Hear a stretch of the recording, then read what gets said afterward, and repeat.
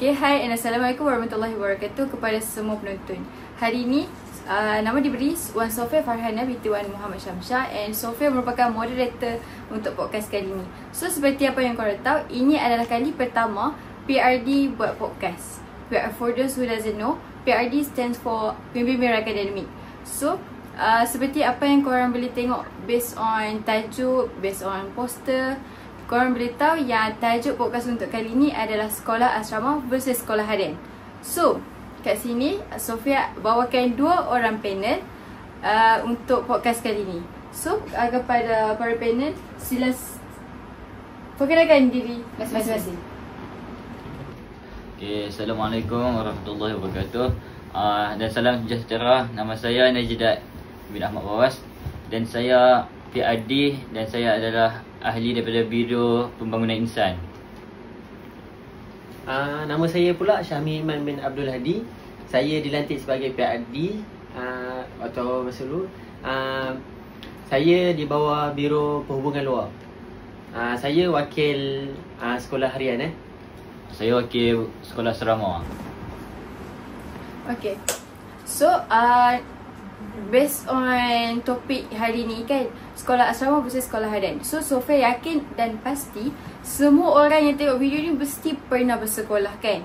Like, kalau tak percaya korang boleh masuk KMP kan, mesti korang ada SPM. And setiap orang pernah pergi sekolah, pernah rasa environment sekolah tu macam mana. Cuma bezanya ada yang sekolah asrama dan ada juga yang sekolah harian. So Sofia merupakan bekas pelajar daripada sekolah asrama. So Sofia tahu sangat environment sekolah asrama ni macam mana. So tapi hari ni kita fokuskan kepada 2 orang panel kita pada hari ni. So soalan pertama Sofia nak ajukan kepada Pada siapa? So soalan pertama Sofia nak ajukan kepada Najdat. Okay. So Najdat, sepanjang Najdat sekolah berasrama, cuba Najdat ceritakan situasi di mana sekolah asrama tu dah membentuk diri Najdat yang sekarang ni. Okay, Assalamualaikum sekali lagi. Terima kasih kepada kita punya moderator yang telah mengajukan soalan. Okay, cakap pasal duduk asrama ni, of course lah kita akan terfikir pasal berdikari, time management, lepas tu dengan kena sesuai dengan tempat persekitaran lah. So pada aku, in my view lah, kita yang duduk asrama ni, of course lah berdikari kan. Kita akan buat semua benda sendiri. Lipat baju sendiri, basuh kain sendiri, sidai kain sendiri. So aku juga ada pengalaman jadi ketua dom lah kan. Ketua dom. So aku ada experience jumpa ahli-ahli dom yang macam-macam lah dia punya ragam. Ada yang jenis pengotak, ada yang jenis tidak lambat, ada yang jenis rajin. Of course lah, benda-benda tu ada. So kat sini ada juga satu budak tu, saya bagi satu contoh situasi saya waktu saya duduk asrama. Ada satu budak tu memang dia punya katil dia berbusuk lah. Dia punya aliat basir, Allah Akbar. Tak boleh nak kata lah. Surah. So, dalam duduk bawah katil aku lah. Kan dah berdeka kan, katil dah berdeka. So, dia duduk bawah katil aku lah yang tu. Aku pun tak boleh lah dengan budak ni. Aku pergi tegak terus lah. Aku cakap, bau busuk lain macam ni. Tak pasal cadak kau apa. Lepas tu budak tu tak apa lah. Dia ikut, dia nak cakap. Tapi kalau budak ni, apa tau dia punya ni, dia punya mindset, dia pun kena tegak sekejap. Dia pun kena tegak. Dia pun kena tegak. Kalau tak tegak, of course dia pun akan buat balik benda tu. Memang kamu akan selalu tegur. Memang akan selalu tegur. Lepas dah 2 minggu tegur, jadi pula minggu kedua, minggu keempat. So, okay, benda tu akan berulang lah. Tapi makin lama dia akan makin terbiasa lah dengan benda tu. So dia ada efek baik lah dekat budak tu jugalah, untuk berubah sedikit demi sedikit. So ada jugalah, ada budak yang jenis makan Maggi tengah-tengah malam. Biasalah kan budak asrama, of course dah lapar kan. So saya pun tegak lah sikit-sikit sebab dalam dom kan dia mestilah jaga kebersihan. Sebab kadang-kadang mereka ni jenis buang sampah merata lah kan. Sat-sat ada plastik kat sana, sat-sat ada panggil plastik perancah kat sana. So nampak tak elok lah kan. Warden dah nak check down setiap hari. So memang tegur dengan tegas lah tu. Suruh mereka cakap, suruh mereka makan Maggi lepas ni buang lah elok-elok. Sebab tak elok lah buang sampah rata-rata tu. Dalam dom aku. Aku juga yang kena. Betul, sebab environment yang tak bersih kan macam tak selesa kan. Siapa je yang boleh steady dalam keadaan yang tak bersih. Of course, dalam dom tu bukan hang seorang je duduk. Ramai lagi. Tambah pula dia ketua blok. Tambah lagi aku ketua blok. Aku habis tak boleh aku. So aku ambil tindakan. Alang-alang tu aku paulah 1-2 minggu dia sikit. Buat habuan kan. Nafsu makan lah depan kita. Siapa nafsu makan kan? Buat dalam baldi. Video. Besok balik asrama nak buat apa? Dapur. Of course dah tak ada. Nak buat heater macam tak ada pula nak buat. So back to kita punya point kat sini. Kita of course lah kena tegur lah kan. Kita duduk asrama, kita boleh nampak penampilan seseorang tu. Kalau kita duduk sekali dengan dia, kita tahu dia punya lifestyle, kita tahu dia punya cara hidup dia. So kita akan tahu lah macam-macam jenis orang. Kita dapat kenal. Kita kena tegur jugalah untuk bagi dia berubah jadi lagi baik. Nanti mana tahu kat luar nanti kita tak kenal lah. Kita kena sama-sama lah. Kena rapatkan hubungan. Strengthen the bond among the junior. Yeah. Speaking like that. Okay, thank you atas thank you Najla atas perkongsian sebentar tadi. Menarik cerita dia. Okay, so bergerak kepada Syami. So Syami kan sekolah harian kan. So seperti apa yang kita tahu, mestilah jadual harian between sekolah asrama and also sekolah harian berbeza. So kat sini Sofia nak tanya, apa yang Sofia nak tanya, cuba cerita macam mana jadual pembelajaran sekolah harian Syami. Untuk jadual saya kan, dia memang banyak sangat lah. Saya nak cakap banyak sangat lah beza dengan sekolah asrama ni. Macam saya mulakan saya mula kelas pada pukul 7.20 pagi. 7.20 pagi sampailah 12.50 tengah hari. Basically kita orang awal lah sebenarnya. Kita orang akan keluar awal daripada sekolah-sekolah rendah di sekitar sekolah saya. Sekolah saya nama dia Sekolah Sekolah Menengah Kebangsaan Tuh Indra Wangsa Ahmad, panjang nama dia. Tapi kita orang pendekkan Sekolah Tiwa katanya. So Tiwa ni adalah Tiwa rendah di sekitar dia kan. Tiwa rendah ni biasanya dia balik pukul 1.20. Kat mana? Sekolah aku dekat Batu Gajah, Perak. Batu Gajah. Dia macam sekolah pekan lah. Nak cakap kampung pun boleh tak? Siapa yang pernah sekolah tu komen lah. Silakan komen lah. Okay. Kenal ke tak sini ni? Jadi kita akan balik awal pukul 12.50. Tapi waktu SPM dulu saya akan tunggu dekat situ. Saya akan keluar, saya naik motor, saya akan keluar dekat luar sekolah tu ada gerai sebenarnya. Gerai macam jual-jual lah. So tengah hari tu dia ada jual nasi kandar depan tu. Memang saya beli lah, pergi kan. Saya makan dari sekolah. Pukul 2 saya masuk balik. Bila pukul 2 masuk balik, itu dipanggil kelas tambahan. Sampailah pukul 5. Pukul 5 petang. So pukul 5 petang tu kita rehat kejap lah. Kita rehat kejap, keluar lagi, beli makanan lagi. Itu beli makanan, naik motor, beli makanan dengan kawan-kawan. Waktu tu seronok lah kan, sebab naik motor dengan kawan-kawan kan. So pukul 6 lebih kurang macam tu kita masuk balik lah dari sekolah. Kita belajar dengan kawan-kawan pula. So bila kita belajar dengan kawan-kawan, kita dapatlah macam aku ni orang yang susah nak bertanya dengan cikgu kan.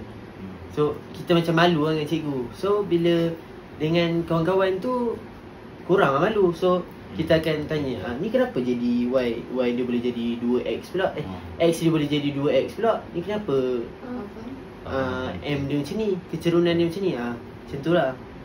So lepas tu pada pukul 6.30 lebih kurang ke dekat pukul 7 saya akan balik naik motor around 10 minutes daripada rumah saya.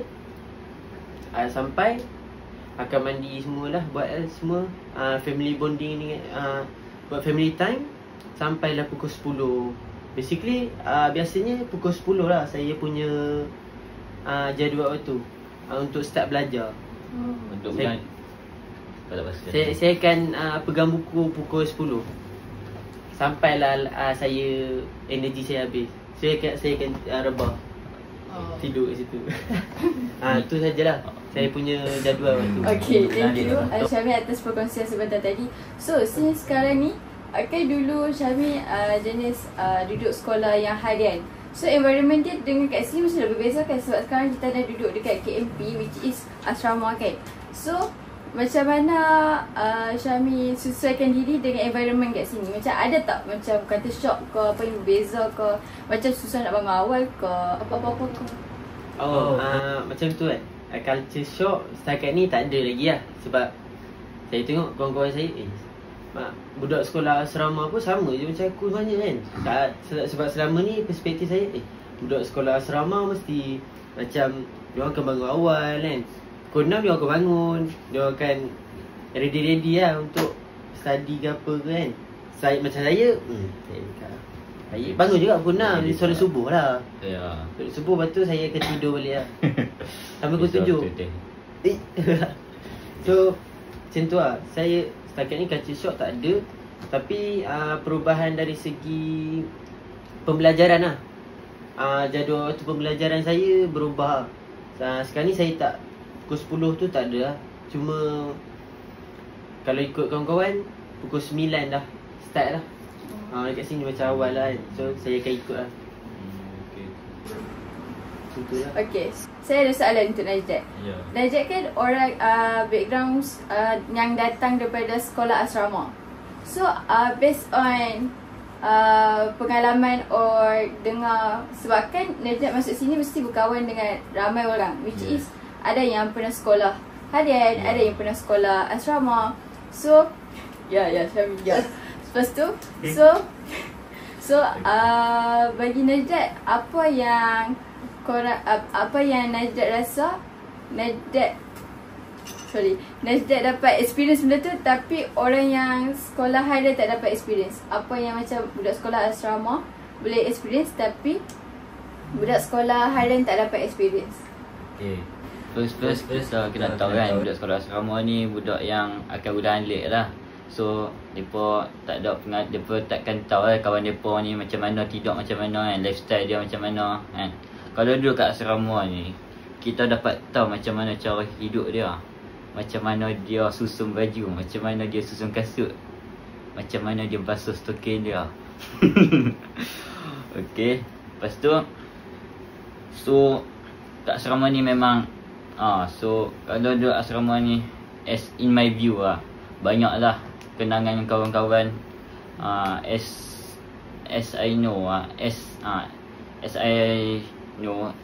waktu asrama, waktu kat asrama aku dulu, atas hari jadi aku, dia pun mula malam pukul 12 tu, dia pun angkut aku masuk dalam kolah.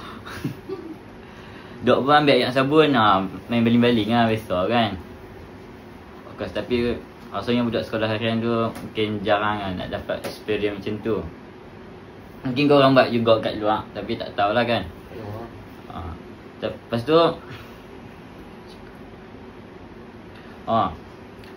tu dalam experience saya, apa yang kita dapat kalau kita duduk sekolah asrama ni, lagi satu, kita kena duduk dalam circle yang elok. Circle yang elok lah.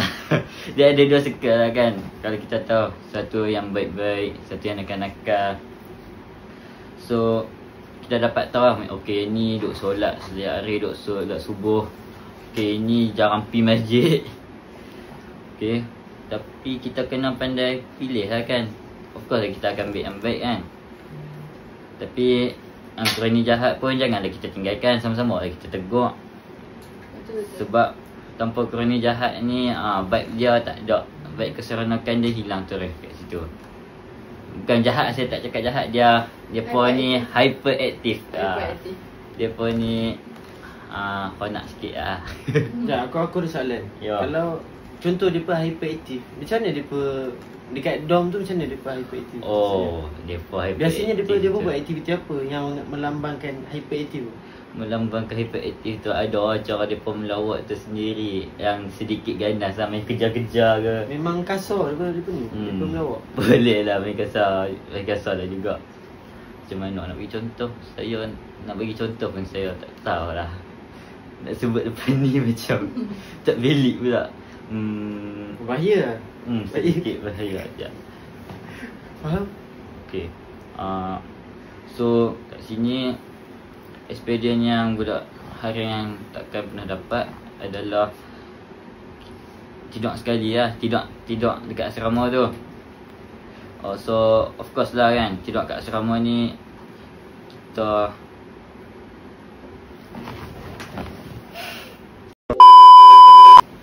of course lah, sekolah kat asrama ni dia ada banyak pengalaman. Macam contoh dia pun akan ajak pergi dengar ceramah, ustaz buat ceramah kan, ramai-ramai lah. Ataupun dia pun akan ajak buat rokol. Buat rokol ni lah satu experience yang memang experience yang memorial. So waktu aku contoh waktu aku buat rokol dulu, aku aku panggil lah budak-budak. So beratur, okey yang ni geng-geng ni akan basuh tandas, geng-geng ni akan angkat ampayan. So dia pun akan ikut lah. Kamu tak kira bully? Tak bully, ini kira kemah. Kira bekerjasama. Bekerjasama. Saya okey, contoh saya sebagai ketua dom lah kan. Takkan saya tak suruh anak buah dom saya tak buat kerja kan. Saya mesti suruh. Itu kira bully ke tak? Tak kan, sebab saya bagi itu tanggungjawab dia. Itu tanggungjawab. Tanggungjawab. Betul kan? So itu tanggungjawab depa untuk bersihkan blok depa. Faham tak? So kat situ depa kena basuh lah tandas macam-macam lah. Saya bagi tugasan basuh tandas. Yang mana tandas yang ada harta karun tu, peninggalan peninggalan pusaka. Yang tu memang susah sikit nak basuh. Lagi-lagi kalau tandas tu tak ada ayak. Basuh depa kena basuh macam-macam lagi lah. Ada lah yang ada binatang. Lepas tu ada yang jenis main bola, dia pun tak basuh kaki lu penuh rumput. Yang tu memang kena tegur lah selalu. Lepas tu Sofia cuba terangkan macam mana hidup berasrama bagi perempuan ni. Sebab saya tengok dia pun ni macam terlalu tertutup, terlalu limit berbanding dengan budak lelaki. Dia lebih free lah. Aku kamu sekolah ni kan, asrama? Asrama juga, yes. Sofia sekolah asrama juga. So macam environment sekolah asrama bagi perempuan ni, Sofia pula sekolah asrama perempuan. Sekolah Sofia pula semua budak perempuan, and kita orang sekolah agama. So kita orang tak ada lah, memang tak lari lah daripada attitude yang macam ni. Ada je junior senior yang ada attitude yang pengotor dan sebagainya. Cuma tak teruk sangat lah, alhamdulillah. So nak cakap macam environment, macam perangai diorang ke apa semua, like kita perempuan memang tak lari kan daripada mulut, you know, like macam mengumpat ke apa semua, and that's normal lah. Normal. Ya, tapi nak cakap macam nak cakap perangai yang buah, yang bully ke apa semua, alhamdulillah tak ada lah setakat ni. Sepanjang Sofia duduk asrama tu, memang alhamdulillah tak ada bully yang teruk-teruk, tak ada lah. It's just that macam kalau nak cakap perangai hyperaktif tu, balik-balik pun tak cuma solat, ponteng prep, that's all. Like tak ada pun yang teruk-teruk sangat, like bully, kacau member, kacau kawan, apa tu, buat prank hantu ke apa ke. Besok tu kan. Ya. Lepas tu macam tadi kan Najib cerita yang waktu birthday diorang sambut kan. Macam one of the most memorable memory waktu Sofia dekat sekolah dulu is that, kat asrama, is that kita orang macam setiap kali birthday someone, lagi macam waktu tu kita orang form 5 kan. So diorang akan, sebab asrama Sofia ada 7 tingkat, so kami bangunan tinggi. So kita orang like semua akan berkumpul kat koridor dan kita orang akan nyanyi lagu happy birthday ramai-ramai dekat orang yang birthday dia hari tu. So memang waktu tu most memorable moment lah. Macam kalau boleh macam tu benda something yang Sofia nak experience juga macam tu. Asrama 7 tingkat. Ya. Asrama 7 tingkat. Ya, sebab asrama Sofia satu bangunan je. Oh, satu bangunan, satu blok je lah. Ya. Berapa ramai dalam 7 tingkat lah? 7 tingkat. Berapa ramai pula? Tak tahulah, tapi dalam around ratus-ratus lah, tak sampai beribu pun. Tingkat macam bangunan flat tau. Lepas tu yang duduk 7 tingkat tu atas tu, macam mana? Tak, kita orang ada lift. Oh, ada lift. Cuak daripada. Ya, kita orang, alhamdulillah lah kita orang disediakan lift. Ingatkan slide Ya. bawah. Oh, botak kaki tu bawah. Leg dia. Tapi kalau waktu ikut nasib lah, kalau tiba-tiba lift rosak kan, kalau lift semua rosak, habis lah memang balik sekolah angkut beg berat-berat kan. Mesti tu naik atas sampai tingkat 7, bawa beg berat-berat. Memang exercise lah, tumbuh berapa kilo, tak tumbuh berapa kilo. As experience Sofia, selama duduk asrama, adakah sedikit kekacauan daripada makhluk-makhluk halus? Oh, setakat alhamdulillah sepanjang 5 tahun Sofia duduk kat situ memang tak pernah lah dengar cerita apa-apa. Like ada dengar cerita tu adalah, tapi Sofia tak pernah lagi diganggu lah. Macam nampak ke apa semua, alhamdulillah. Macam ada setengah-setengah orang dah ada. Na'udzubillah, semoga jauh. Okay. Aku pun ada juga cerita sekolah aku ni. Dulu sekolah aku ni tempat panggil camp tentera Jepun. Oh, ya. Betul. Duduk sebelah dengan KTM je dulu. Waktu mana dah dia ditubuhkan 19 berapa dah. Lepas tu tentera Jepun ambil alih. Lepas tu baru dia buka balik buat madrasah kat situ. Lepas tu ada lah orang kata ada dengar Jepun duk kawat depan blok. Ada lah dengar kan belakang KTM kan. Ada lah orang kata macam ada orang pernah jatuh dekat rel kereta api tu. Lepas tu lepas dia kena langgak, kepala dia masuk dom. Aku tak tahu cerita tu betul ke tak. So memang Mitos kot. memang timus lah. Mitos lah. Timus. Timur. Okey.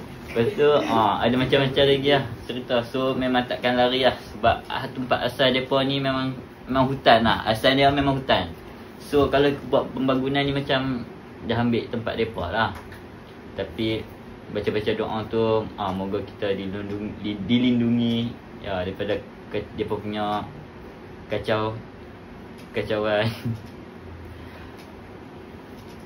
And ada juga of course lah, kalau duduk asrama ni kita takkan pernah lari daripada hantu tindih. Siapa pernah dengar pasal hantu tindih ni?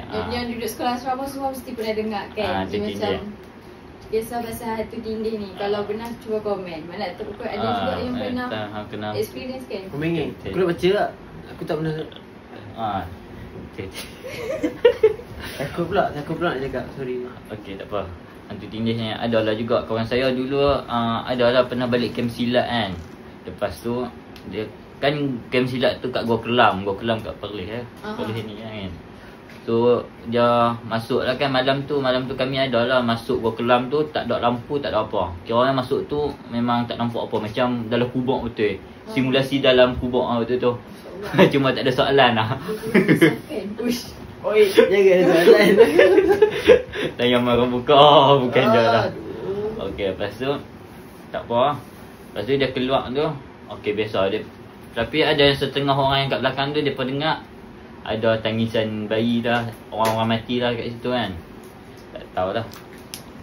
Lepas tu lepas dia balik asrama tu dia kata kena tindih terus. Tak tahulah kalau dia bawa benda tu ke apa ke. Tapi kalau kita ni tidur baca doa ke ambil wuduk lah sebelum tidur, alhamdulillah kita akan dilindungi lah. InsyaAllah. Alhamdulillah. Okay, terima kasih Najdat atas perkongsian yang sangat wow. Macam-macam dia kongsi, overshare. Tapi tak apa, cerita dia sangat menarik untuk kita dengarkan sebentar tadi. So, sekarang saya nak ajukan soalan kepada Syami. Syami kan sekolah harian. So, nak dibandingkan dengan sekolah asrama, mesti pelajar-pelajar sekolah harian menghadapi lebih banyak cabaran lah. Like risiko ke apa-apa semua kan. Like ada beberapa cabaran yang budak-budak sekolah harian experience. So Syami, why not Syami try ceritakan ataupun kongsikan cabaran-cabaran yang Syami ada sepanjang menjadi budak sekolah harian jika dibandingkan dengan budak sekolah asrama. Tentang risiko tadi yang Sofia cakap. Antara risiko saya, of course, naik motor dengan sekolah. Pergi sekolah naik motor lah. Sebab pagi-pagi mata kita kan, kalau dekat KMP ni biasanya saya berjalan, mata pun boleh tutup sambil berjalan tu sebenarnya waktu tu. Tapi waktu naik motor tu kena, kalau tidur kompat ke, saya memang macam tu out lah kalau naik motor. Tu risiko dia. So yang mana naik motor kat luar tu, student-student KMP, student-student di luar sana semua, hati-hati naik motor. Jangan lupa baca doa kenderaan. Hati kita sentiasa berzikir kepada Allah. Macam Macam kursi kan sebelum keluar rumah. Lagi-lagi yang nak SPM kan? Ya betul. Ni pernah accident ke tak lah? Aku Alhamdulillah tak pernah accident. Tak pernah accident. Sepanjang naik motor pergi sekolah, Alhamdulillah. Allah mesti jaga aku. Alhamdulillah macam tu lah. Tak pernah. Aku ada tengok kawan-kawan juga, kawan-kawan accident. Takut tak? Kawan-kawan ada yang nak SPM pun accident tak? Aduh, aku takut lah. Moga cepat sembuh, macam tu kita doakan. So, untuk cabaran pula kan daripada Sofia, cabaran sekolah harian ni bagi aku sebab dia duduk dengan keluarga kan. So family time tu, kita ada family time. Maksudnya kita akan panjang family time tu sebab dah seronok dengan keluarga kan. Kita akan panjang. So bila time belajar pukul 10, macam tadi pukul 10 tadi, dia akan drag pukul 12 ke, pukul 1 ke kalau aku larat. Ada kadang tak langsung, tak ni lah, tak study, tak buat kerja. Sudah dah kata 5 Ya, dia rasa dia hebat. Dia macam tu. So korang kat luar sana jangan rasa diri tu hebat, jangan meninggi mendongak langit sangat Ingat dekat bawah ni. Aku mungkin aku ada dekat bawah ni. Macam tu lah. So lagi satu, bila kita nak start belajar tu macam tiba-tiba family panggil. Tu macam faham. Satu dugaan juga. Tapi tak apa, tu sebab tu family kan. Kalau dia panggil tu, maksudnya dia memerlukan kita. Which is kita perlu bersyukur lah sebab ada orang memerlukan kita. Korang faham?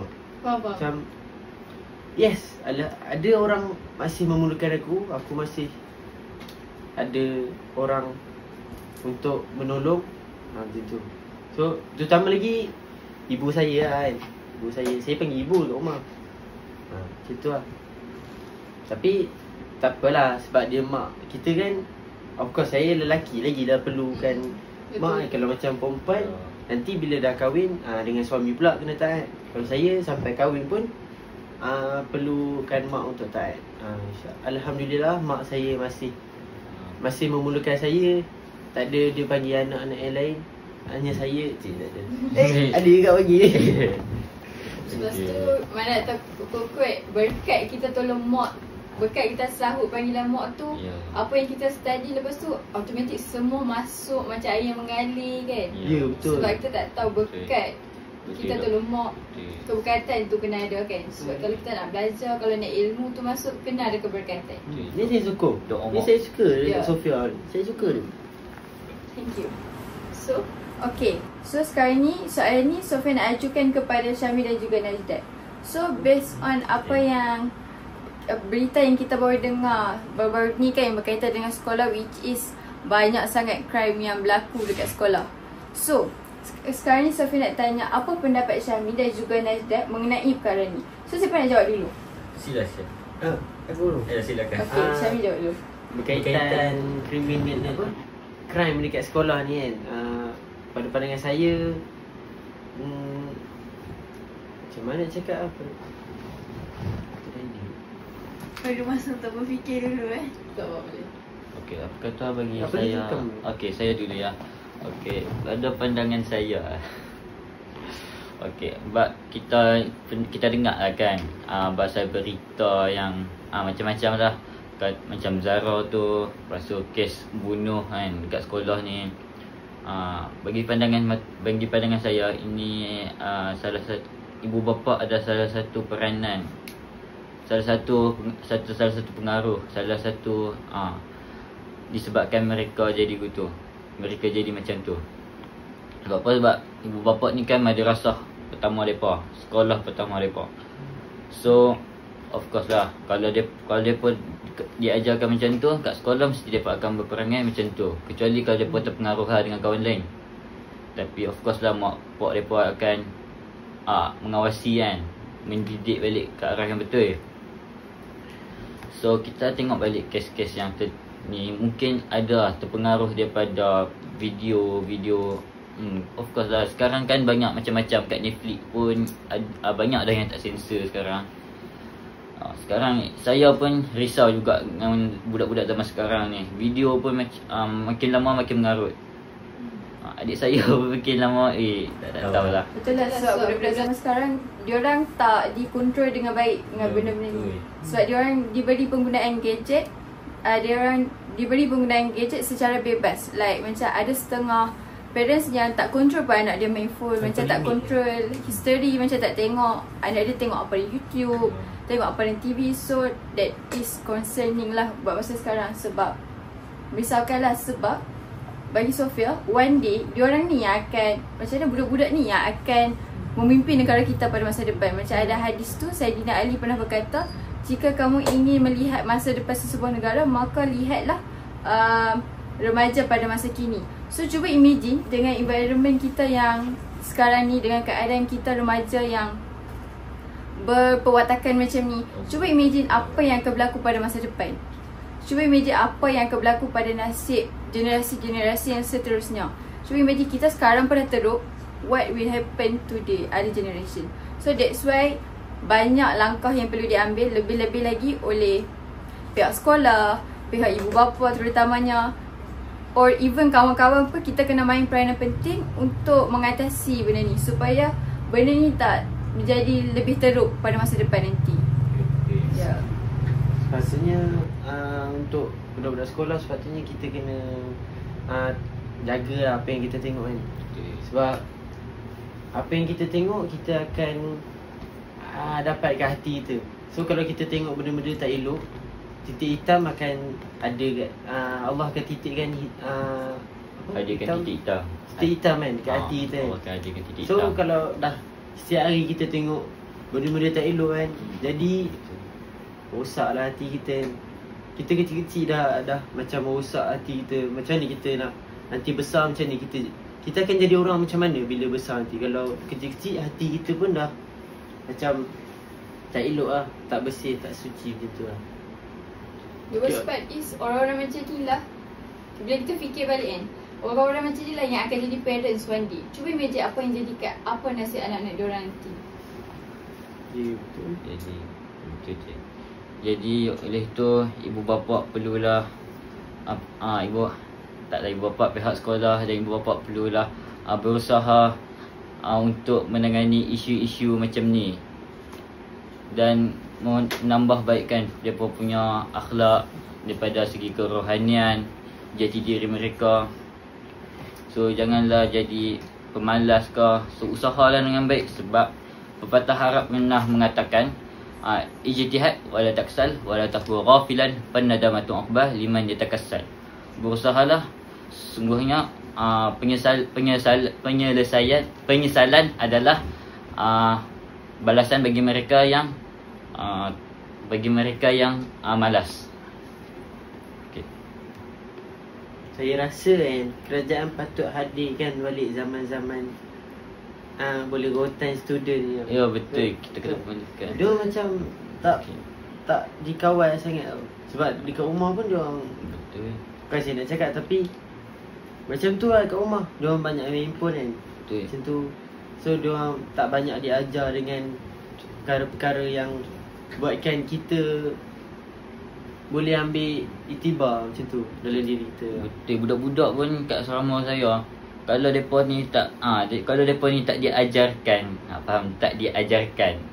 Maksudnya tak di faham lah kan? Faham. Mesti ada depa akan jadi besar kepala dengan senior, kurang ajar. Of course benda-benda ni akan berlaku kat asrama nanti. Betul. Kat asrama sekarang pun ada sikit. Walaupun semua sama batch, of course lah dia akan besar kepala, akan kurang ajar, and akan tak respect lah dengan abang-abang ni. Macam orang dah turun rokok dah, tapi dia seorang tak main rokok. Dia seorang tidur awal.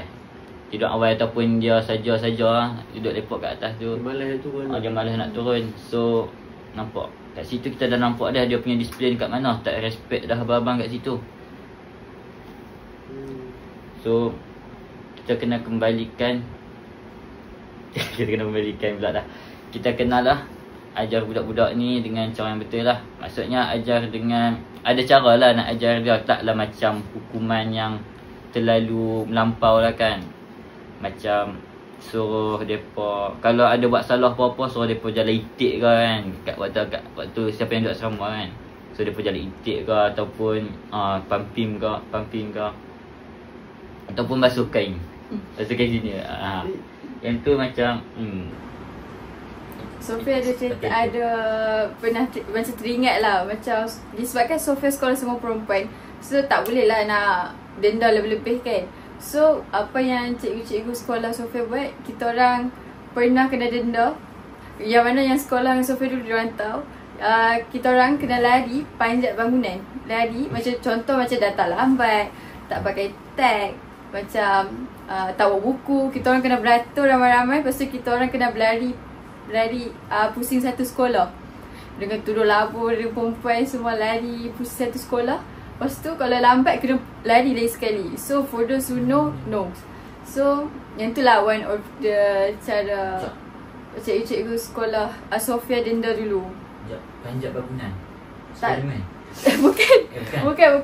Macam lari panjat sekolah tu panjat tangga. Panjat tangga dia buat labuk pula. Panjat bangunan. Aku heran. Sorry lah. Najib takut lah. Oh, aku takut lah. Aku duk image ramai-ramai ni. Oi, jangan Mizi takut. Jadi macam semut. So, kita rasa macam sad je kan masa berlalu. So, sebab sekarang ni Sofia nak tanyakan soalan yang terakhir untuk Syami dan juga Najdat.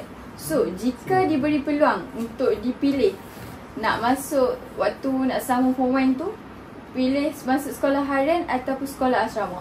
So, jika diberi pilihan tu, korang akan pilih sekolah mana? Sama ada nak kekal dengan sekolah yang korang pernah pergi dulu ataupun nak ubah sekolah lain. Contoh macam kalau Syami daripada sekolah harian nak pergi bersekolah asrama. So, apa pandangan korang? Pada pandangan saya akan stay lah dengan sekolah asrama. Sebab apa? Sebab sekolah asrama ni dia boleh melatih kita punya soft skill lah. Macam kita duduk rumah, kita kena suap dengan mak pak je.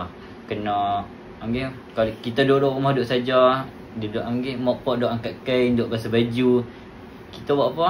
Kita main game. Of course lah, banyak lah. Saya pun kalau balik rumah pun saya buat macam tu juga. Biasalah kan. Kita duduk asrama, kita lama tak jumpa phone kan. So kita kena luang masa dengan phone yang sebaiknya untuk nanti waktu duduk asrama kita tak boleh meluangkan masa dah dengan phone tu. So so balik tu memang bapak marah lah. Sebab tak buat apa, macam balik tak function. Oh baik duduk asrama lah. Sakit juga lah dengar perkataan tu. Tapi memang kalau duduk asrama ni memang boleh meningkatkan soft skill. Macam dapat setrika baju. Of course, aku waktu form 1 pernah setrika baju. And hangit juga waktu tu. Aku tak sedar aku buka 6 waktu tu. Dah max dah hujung-hujung lah. Tak apa lah. Lepas tu aku pun mak aku jahit lah. Lepas tu meningkatkan soft skill. Apa dia benda lagi yang lain soft skill. Macam basuh kain. Basuh kain ni of course lah. Benda yang paling basic sekali kalau asrama untuk survive. Kalau tak basuh kain, of course dah busuk. Siapa nak duduk dekat dengan orang yang busuk kan? Dia macam ada saya teringat satu hadis ni. Kalau berkawan dengan orang yang jual minyak wangi, dia akan jadi wangi kan.